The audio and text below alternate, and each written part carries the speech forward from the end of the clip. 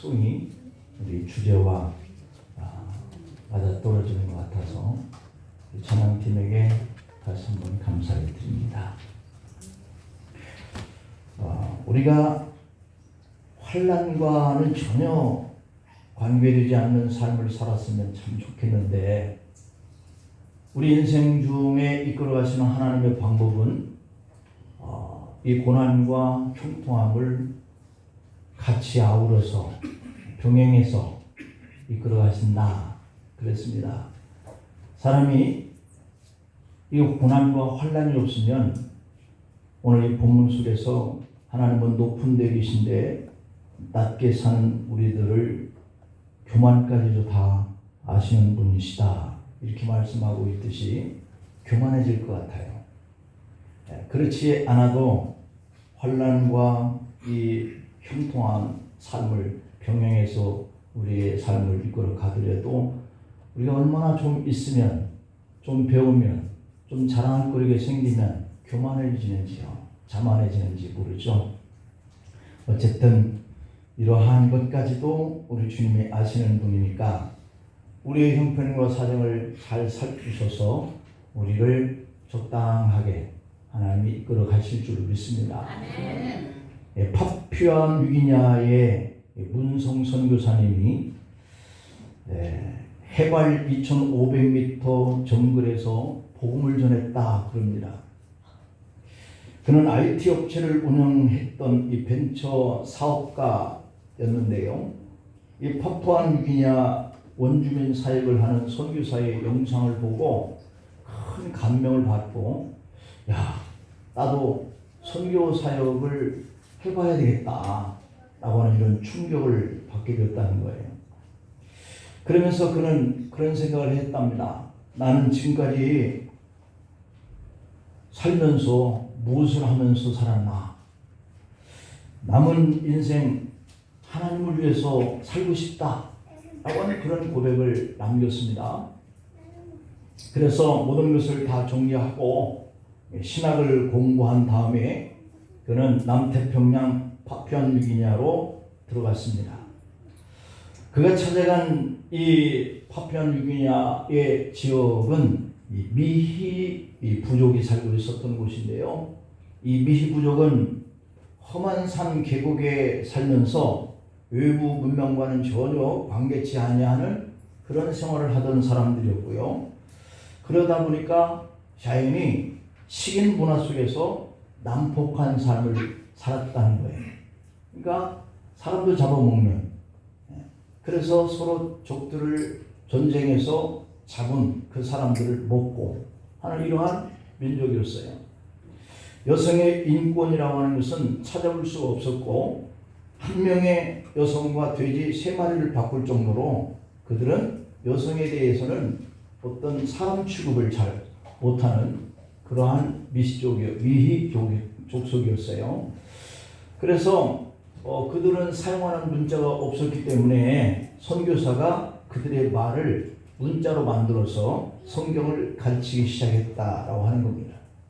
문선교사는 사역을 하던 중에 말라리아에 걸려서 복부 대동맥류가 심장 대동맥류 이런 병으로 죽을 고비를 여러 차례 넘기게 되었습니다.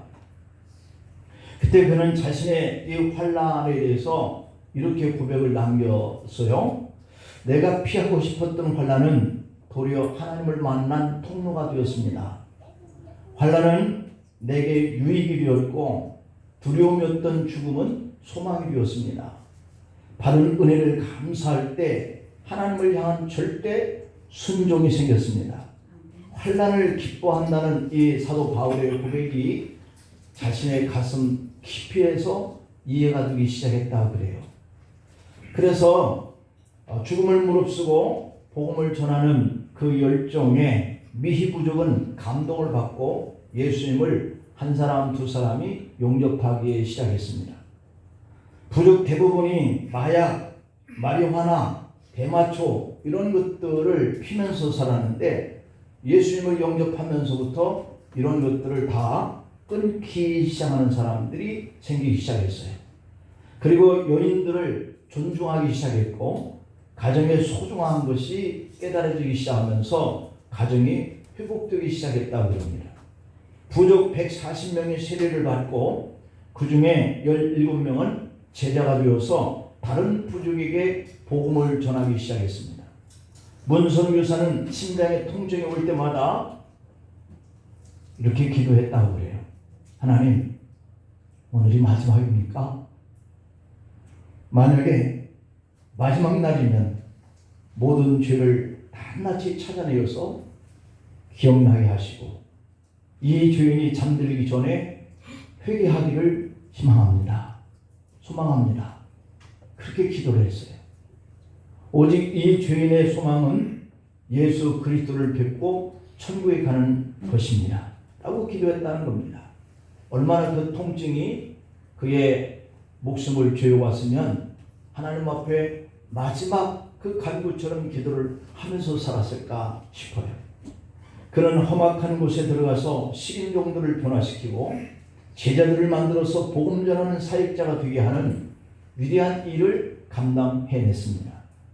모든 환난이 복이 되는 것이죠. 문선교사는 죽음의 고비를 만날 때마다 내가 환난 중에 다닐지라도 호흡이 다하는 날까지 복음을 전하다가 하나님 앞에 가리라 이렇게 고백하면서 사니까 아무것도 두렵지 않고 하나님 앞에 쓰임을 받고 살았다 하는 이야기입니다. 여러분, 아무것도 두려워하지 말라라고 하는 이 신앙으로 하나님 앞에 살면 이 고난과 환난도 전혀 두렵지 않게 될 줄로 믿습니다. 그렇게 사시길 간절히 소망합니다. 복음 가사 내용에 이런 내용이 있어요. 아무것도 두려워 말라. 주 나의 하나님이 지켜주시네. 놀라지 말라. 겁내지 말라. 주님 나를 지켜주시네. 아무것도 두려워 말라. 주 나의 하나님이 지켜주시네. 놀라지 말라. 겁내지 말라. 주님 나를 지켜주시네. 내 마음이 힘에 겨워 지칠지라도 주님 나를 지켜주시네. 세상의 험한 풍파 몰아칠 때도 주님 나를 지켜주시네. 주님은 나의 산성, 주님은 나의 요새, 주님은 나의 소망, 나의 힘이 되신 여호와. 내 마음이 힘에 겨워 지칠지라도 주님 나를 지켜주시네. 세상에 험한 풍파 몰아칠 때도 주님 나를 지켜주시네. 주님은 나의 산성, 주님은 나의 요새, 주님은 나의 소망, 나의 힘이 되신 여호와. 가사말이 우리의 기도죠. 여러분, 오늘 이 본문의 시편은 대적으로 인해서 환난 중에 다윗이 하나님 앞에 간절히 구하고 응답하시고 영혼의 힘을 주신 하나님을 찬양하는 그런 다윗의 기도의 고백입니다. 다윗은 주변 국가들의 정복을 마무리하고 하나님의 은혜로 살아왔구나 이렇게 감사하면서 드린 찬양이기도 해요. 그리고 하나님의 은혜는 자신에게 일회적으로 역사하는 것이 아니고 인생의 마지막 그 순간까지 계속될 것을 확신하는 그런 고백이에요. 오늘 본문 7절 한번 볼까요? 7절에 보니까 내가 환난 중에 다닐지라도 주께서 나를 살아나게 하시고 라고 되어 있어요. 환난 속에 있어도 살아나게 해달라. 이 말을 한번 바꿔 생각하면 대적들과 전쟁터에 나갈 할지라도 반드시 살아서 돌아오게 해달라고 하는 이런 기도문과 같은 것 같아요. 우리 인생 중에 더없이 내일이 보이지 아니하는 그런 고난 가운데 속에서도 주님 살아만 남게 해주세요. 주님 살려만 주세요 하는 우리의 간구의 내용과 비슷하지 않습니까? 여기서 환난 중에 다닐지라도 라고 하는 이 본원의 뜻은 고난의 큰 복판을 걷는다 할지라도 라고 하는 그런 의미예요. 여러분 인생 속에서 가장 절실하고 절박한 그 고난의 인생길을 지금 걷는다고 하는 바로 그 고난 속에서라도 라고 하는 이런 고백이거든요. 시인은 고통과 환난 중에 있을지라도 하나님께서 영혼을 회복하게 해주실 것이라고 믿었어요. 우리도 믿기를 바랍니다. 그렇다면 시인은 환난 중에 다닐지라도 하나님이 자신을 어떻게 하신다고 확신하고 있었을까요? 그 고백을 오늘 몇 가지 우리가 살펴보려고 그래요. 첫 번째, 다윗은 그 환난 중에 다닐지라도 나를 강하게 하셨나이다 라고 고백을 하고 있어요. 누구를요? 자신들을 한번 향해서 한번 나를 강하게 하시며 나를 강하게 하시며 할렐루야. 누가 아닙니다. 다윗이 아닙니다. 저 친구가 아니에요. 나예요. 내 자녀도 아니고 부모도 아니고 내 인생 속에 개입하소서 그 환난 속에서 나를 강하게 하시는 하나님이라고 생각해야 오늘 이 말씀이 내 마음으로 다가오는 거예요. 전 세계를 다니면서 간증하는 닉 부이치치, 우리가 언젠가 몇 년 전에 한번 영상도 봤어요. 그분은 선천적 장애로 인해서 팔다리가 없는 상태로 태어났잖아요. 꼭 꽁지처럼 날개처럼 이렇게 다리 없이 이렇게 태어났는데요.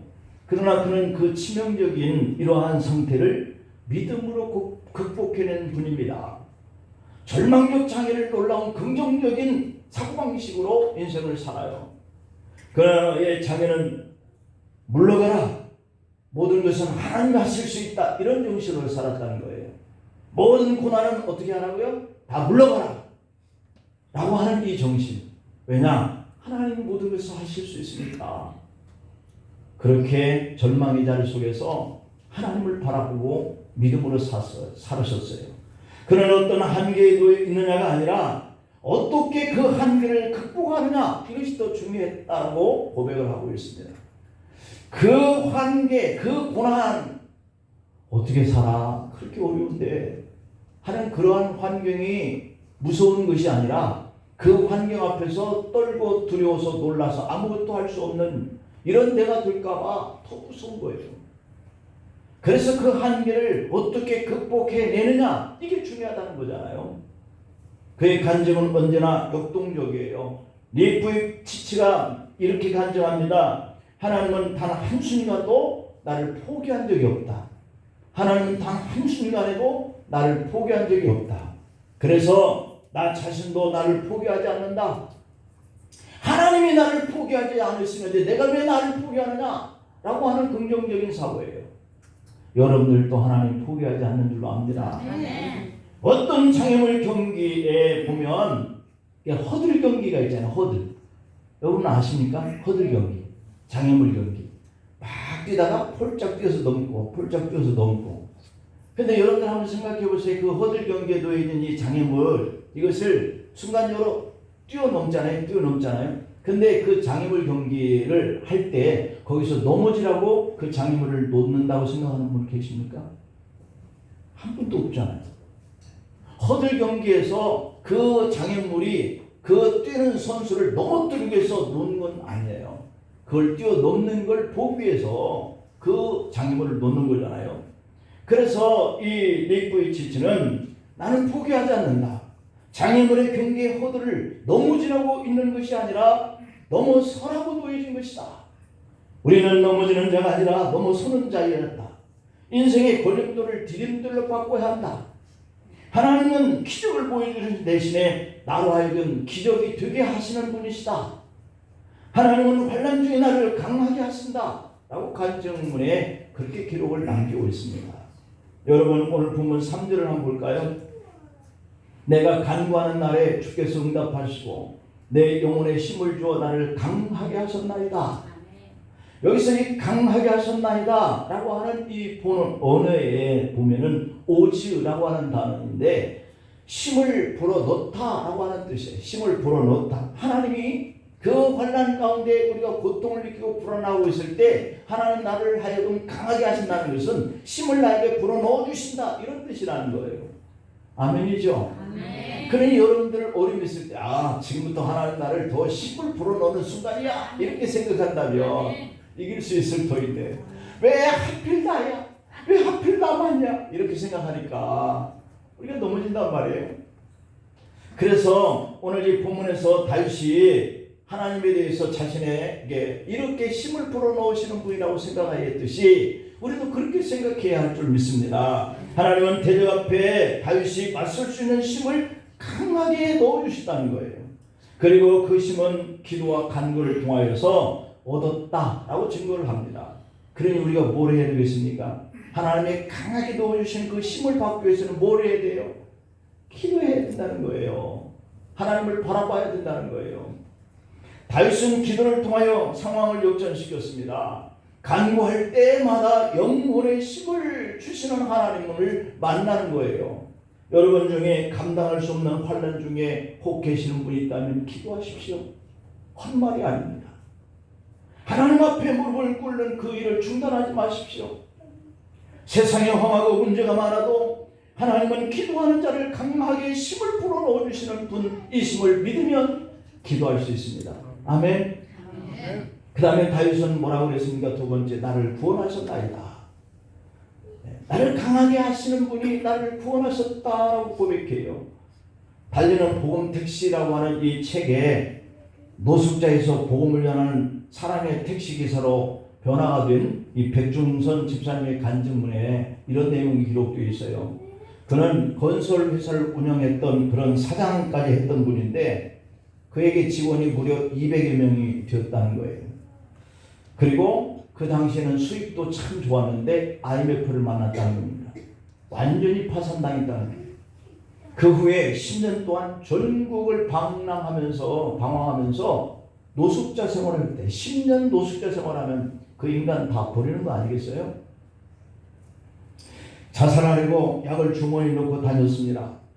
그래서 문득 부산에 도착해서 태종대에 가가지고 자살바위 앞에 가서 죽겠다고 뛰어내리려고 하는 그 순간에 주님이 붙잡았다는 거예요. 주님이 붙잡아줬어요. 주님의 음성이 들립니다. 어리석은 자야, 너를 위해서 준비한 것이 많다. 여러분들을 위해서 준비하신 것이 많다라고 하시는 하나님의 음성을 들으시기 바랍니다. 아멘. 오늘 이 백종선 집사님이 바로 그렇게 기도를 하는 이런 사람으로 바뀌기까지 이 하나님의 음성이 그를 살리셨어요. 이제부터 너는 나를 믿고 살아라. 주님의 음성입니다. 여러분 이런 음성 들었다 해서 그 인생이 바로 그냥 확 바뀔까요? 절대 그렇지 않지 않습니까? 우리가 경험해요.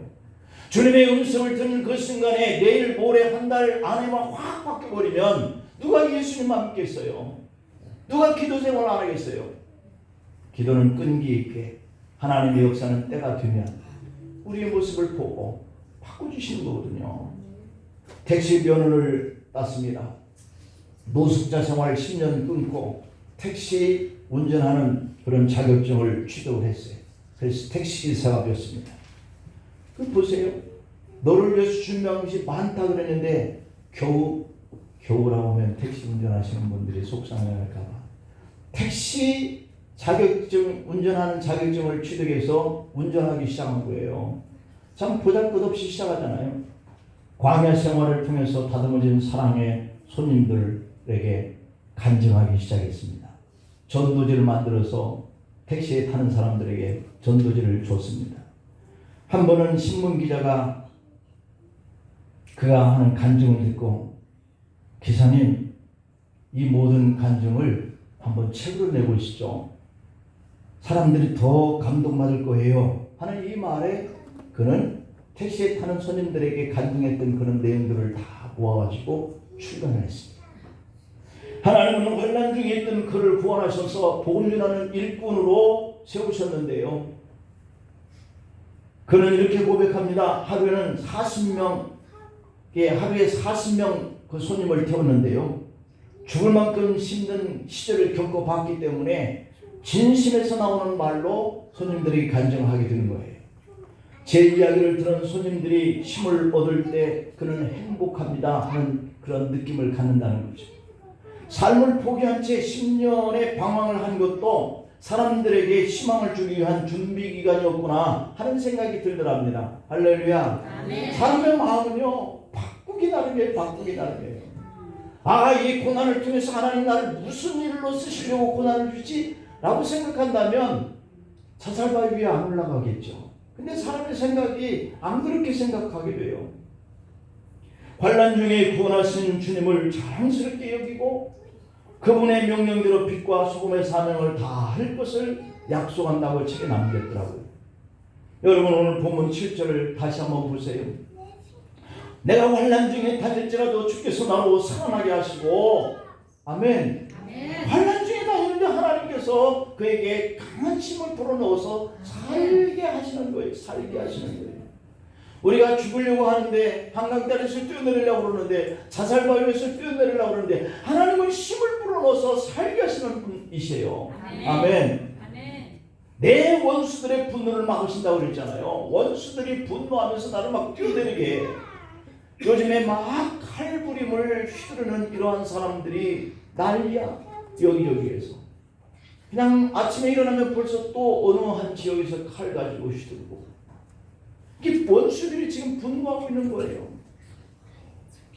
그런데 주의 오른손이 나를 구원하시도다. 아멘. 이 고난은 원수들이 분노하는 것이라고 생각하면 돼요. 우리가 원수에게 치면 되겠습니까? 하나님의 백성들이. 그래서 여기서 구원하시리다 라고 하는 이 언어의 워토시엔이, 이 말은 지키며 보호하신다는 거예요. 하나님 우리의 앞길을 함께 동행하셔서 여시기도 하시고 우리에게 있는 것들을 보호하시고 지키시기도 하시는 분. 아멘. 아무리 많은 것을 얻으면 뭐하겠습니까? 적들이 쳐들어와서 있는 것도 다 빼앗아가면 헛일이죠. 그렇기 때문에 보호하시고 지켜주시는 은혜, 이것이 우리의 삶을 하나님이 이끌어 가시는 삶이라는 거예요. 다윗은 환난을 당하는 지경에도 하나님께서 지켜주셔서 생존케 하고 있다. 하나님 나를 구원해서 여기 있다. 이런 고백을 했단 말이에요. 마지막이고 끝인 것처럼 보이는 바로 그 순간에 하나님의 힘을 불어넣어서 우리를 살게 하시는 분이시다. 그래서 구원을 주시는 하나님을 우리가 바라봐야 합니다. 환난 중에 돌보시고 지키시는 하나님을 확신하십시다. 현재 당하는 환난이 있죠? 없는 분은 없을 거예요. 크거나 작거나 차이가 있을 뿐이지. 그런데 로마서 8장 18절에 사도 바울은 이런 고백을 해요. 생각하건대 현재의 고난은 장차 우리에게 나타날 영광과 좋기 비교할 수 없도다. 아멘. 악한 세력으로부터 구원하시는 하나님을 우리가 신뢰해야 합니다. 하나님을 신뢰하면 그 풀무구 같은 혹은 사냥구 같은 그러한 환난 속에서 우리를 구원하실 거거든요. 비록 실패한 것처럼 보일지라도 그 절망 가운데 희망을 꽃피우게 하고 다시 살아 구원케 하게 하시는 하나님의 손길이 있음을 믿습니다. 마지막 세 번째로는 나를 보상하시는 분이시다 라고 다윗은 고백을 해요. 나를 보상하시는 분이시다. 워렌 워스비 목사님은 여러분들이 너무들 잘 알 거예요. 근데 그 워렌 그 목사님에게 여비서가 있었는데요. 그녀의 남편이 사고를 당해서 시력을 잃어버리고 사경을 헤매고 있었다 그럽니다. 여기서도 어려움으로 고생을 많이 겪었어요. 사정이 딱하고 답답해서 워렌 목사님이 그 여비서를 찾아가서 이렇게 위로합니다. 당신과 당신 가정을 위해서 기도하고 있습니다. 그녀가 물었습니다. 목사님 어떻게 기도하시나요? 그때 워렌 목사님이 이렇게 대답합니다. 하나님이 능력을 주셔서 당신의 환난을 면케 해달라고 기도하고 있습니다. 당신의 환난을 면케 해달라고 기도하고 있습니다. 얼마나 좋은 위로의 말입니까? 당신의 환난을 면케 해달라고 기도하고 있습니다. 그녀는 목사님 그렇게 기도하지 마세요. 그랬어요. 뭐라고요? 뭐라고 했다고요? 그렇게 기도하지 마세요. 하나님의 모든 환난 가운데 속에서 당신을 면케 해달라고 그렇게 기도하고 있는데 그러한 목사님에게 목사님 그렇게 기도하지 마세요 했다는 겁니다. 저는 이 환난을 통해서 하나님이 허락하시는 은혜를 받으려고 합니다. 아멘. 정말 놀라운 믿음이지 않습니까? 환난을 통과해야 영광이 있다. 환난을 지나칠 수 있는 믿음이 있어야 승리할 수 있다 라고 하는 그런 믿음을 그가 가지고 있었던 거예요. 그래서 그는 지금 이와 같은 그 고통으로 환난을 당하고 있는 자신이 힘들어하는 모습을 보고 목사님의 그 위로가 환난을 면케해달라고 그랬는데 이 여인은 나는 이 환난을 통과하여서 환난 뒤에 환난을 통과한 자에게 주시려고 하시는 하나님의 그것을 기대하고 있습니다 라고 했다는 거 아니겠어요? 그래서 그는 끝까지 참고 견뎌낸다는 겁니다. 여러분, 우리도 그런 정신이 필요해요. 환난은요, 그거 끝나고 난 다음에는요, 더 좋은 것을 우리에게 준비하고 계시는 하나님이 계신다는 것을 이 여기서는 아는 거예요. 그러니 목사님, 제가 그 은혜를 받음으로 지금의 환난이 헛된 환난으로 끝나지 않게 기도해 주세요 라고 했다는 거예요. 헛된 환난으로 끝나지 않게. 여러분, 우리에게 무수한 환난이 오는데 그 환난이 지나가도 그냥 매년 또 환난 또 환난 이런 것이 아니라 정말 그 환난을 무겁고 중요하게 여기고 이 환난을 지나가고 나면 나에게 주실 하나님의 그것을 받아야 되겠다는 마음을 가져야 이 환난이 그냥 지나가는 환난이 아니다는 거예요. 하나님의 사람은 생각도 하는 일도 환경과 상황을 대하는 태도도 하나님과 관계가 있기 때문에 하나님이 완전하게 하실 줄 확신하는 믿음이 필요합니다. 그러니까 환난을 만나면 각오해야 돼요. 어떻게 해서든 내가 이 환난을 그냥 좌우로 치우치는 환난을 만나지 않고 내가 다시 손과 발이 풀어져 버리는 그런 환난으로 만나지 않고 더욱더 세게 무릎을 굳게 하고 하나님 앞에 기도하면서 말씀을 붙잡고 하나님을 바라보면서 견뎌내야 하는 이것이 우리의 믿음인 줄 압니다. 오늘 본문 8절 한번 볼까요? 여호와께서 나를 위하여 보상하시리이다. 아멘. 그 환난을 잘 견딘 사람에게는 보상해 주시려고 하나님이 준비하는 것이 있다는 거예요. 다윗이 경험했다는 거 아니겠어요? 여호와여, 주의 인자하심이 영원하오니 주의 손으로 지으신 것을 버리지 마옵소서. 여기서 보상해 주리이다, 그 원어에는 이그모르라고 하는 단어인데 완전하게 하시다 그 뜻이에요. 보상이 완전하게. 하나님은 성경에서 그렇게 말씀합니다. 이스라엘 백성들이 환난을 당한 그 횟수만큼 축복의 시간을 더하여 주시겠다. 아멘. 하나님이 3일을 나에게 환난을 주시다면 6일 동안은 나에게 축복을, 형통함을 주신다고 하시는 그런 분이세요. 그렇게 약속하고 계셔요. 그래서 완전하게 욥은 10명의 자녀를 하루아침에 대풍이 불어서 기둥이 무너져 다 깔려 죽었지 않습니까? 그런데요, 나중에 보니까 10명이 다시 생기고 그들에게 각절의 그러한 복을 주실 수 있도록 복을 받았어요. 그러니까 갚아주신다니까요. 그 환난 속에서 믿음으로 지켜나가려고 애를 쓰면 잘 통과한 사람에게는 갑절로 채워주시는 거예요. 이 경험을 우리가 하십시다. 아멘. 다윗은 하나님이 시작하신 일을 완성시키기 전까지 결코 하나님의 손이 멈추지 않는다라고 고백을 하고 있거든요. 멈추지 않는다. 여러분, 요한복음의 16절 33절에 보면 세상에서는 너희가 환난을 당하나 담대하라, 내가 세상을 이겼다, 이렇게 말씀하고 있습니다. 우리 그리스도인들은 환난 중에 다닐지라도 하나님은 반드시 그리스도인들의 환난을 극복하도록 도우실 뿐만 아니라 완전하게 메꿔주세요. 해결해 주셔요. 이 경험을 우리가 할 수 있어야 할 줄로 믿습니다. 환난은 끝이 막힌 동굴이 아니라 앞이 뚫린 터널이다. 반드시 출구가 있다. 그러므로 환난의 동굴 안에 갇혀 있지 말고, 자살방에 올라가지 말고, 한강다리에 올라가지 말고, 하나님이 완전케 하시는 이런 역사의 복을 기대하는 마음을 가지고 잘 통과하면서 하나님 나를 강하게 하시고 하나님이 나를 다시 힘을 불어넣어 주시고 그리고 손에 본 만큼 환난 당한 만큼 다시 완전하게 복구시켜 주시는 이런 축복이 여러분의 인생 중에 또 한 주간에 열려지기를 간절히 축원합니다.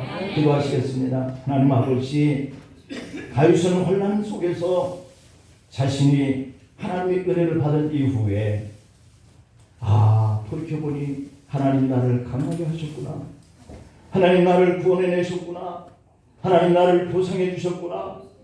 20여 년 동안 사울의 칼날 앞에서 그렇게 고통받던 사울을 헤브론에서 왕을 세우고 예루살렘으로 들어가서 이스라엘 전체 통일하여서 나를 치리하게 하는 왕으로 세웠을 때 이 다윗은 얼마나 감개무량했겠습니까? 아버지, 우리도 이 다윗이 감개무량한 사건 속에서 하나님 앞에 이렇게 강하게 해주셨네요. 나를 구원해 주셨네요. 나를 완전하게 보상해 주셨네요. 라고 고백했듯이 우리 교우들도 그리고 이 종도 우리 자녀들도 그렇게 역사해 주시옵소서. 예수님의 이름으로 기도하옵나이다. 아멘.